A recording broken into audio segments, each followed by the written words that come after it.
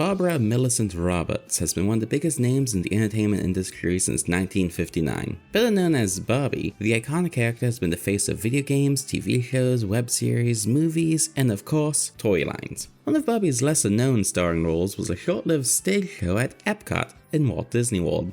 The Magical World of Barbie premiered in the American Gardens Theater during the Thanksgiving season of 1993. It lasted for a single day before closing down to be reworked. I'm sure they knew it wasn't ready, but they needed footage of the show for the Disney Christmas Parade TV special and the Barbie's Birthday Party tie-in video, which I'll talk about a bit later. By the time Christmas rolled around, the show reopened with a few tweaks and ready to go. It starts with all the dolls on stage, but thanks to the power of the audience's imagination, they come to life. They dance and sing and wear fun costumes as they travel the world. The sets and props are really pretty neat. Everything is bright and colorful and kinetic. Barbie and her friends head to Australia to save a koala, to Paris for an international fashion show, and to Africa for a safari. Note that they don't get any more specific than Africa. For the Paris fashion show segment, they named the specific city they were in, but the safari is just somewhere in Africa. 20% of the world is Africa, a whole fifth of all land on the earth, and their safari is, somewhere in there I guess, whatever. The show doesn't have much of a plot, as it really is just a fun poppy spin through the magical world of Barbie. The music gets stuck in your head, the audience gets to play along and bounce beach balls while the performers dance. The costumes were great. It was far from perfect, but it was very fun,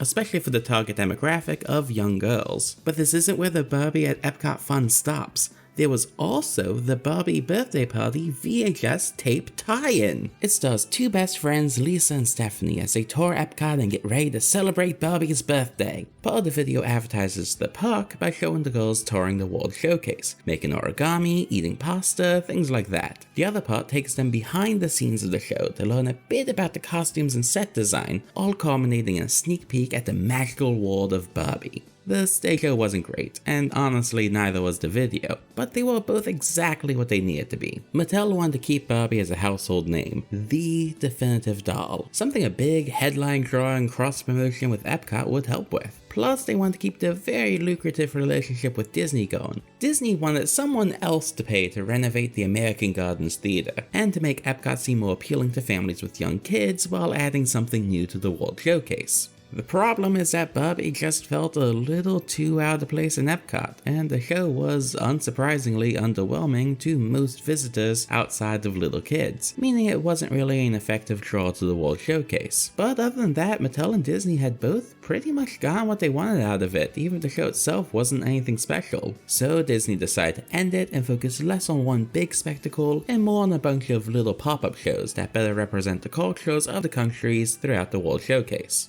Despite planning to run the show for 2 full years, it closed after only 18 months, meaning the Epcot Barbie show lasted roughly as long as the Galactic Star Cruiser. While you subscribe to my channel, let me tell you a little bonus fun fact. Over 300 people auditioned for the role of Barbie in this show, only for it to eventually go to Miss Oregon, Elizabeth Simmons. Ken was just played by some guy named Ken.